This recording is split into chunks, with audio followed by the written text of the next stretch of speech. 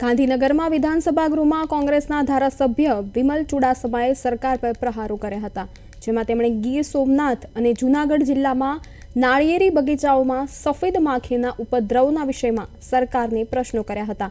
તેમણે કહ્યું હતું કે આ જિલ્લાઓમાં સફેદ માખીના ઉપદ્રવના વિષયમાં સરકાર કશું કરી રહી નથી।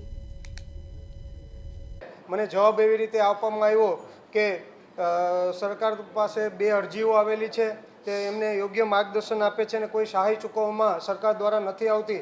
ત્યારે મારા ગીર સોમનાથ જિલ્લાના અને જૂનાગઢ જિલ્લાના ખેડૂતો અંદાજિત 3 કે 4 વર્ષથી આ સફેદ માખીથી ત્રાહિમામ છે।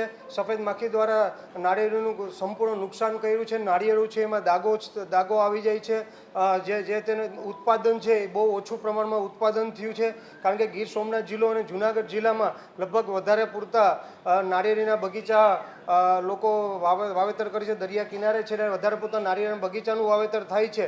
ત્યારે આ અંદાજિત 2 થી 3 વર્ષ પહેલાં મેં 1 કે 2 વાર પ્રશ્ન વિધાનસભામાં પણ પૂછેલો કે ભાઈ આ સફેદ માખી માટે તમે સરકાર કઈ આનું દવાનું સંશોધન કરી અને ખેડૂતોને દવા આપવા માગો છો, પણ ત્યારે પણ એ સમયે પણ સરકારે સંશોધન કરવાના બદલે તે ગોળ જવાબ આપેલો।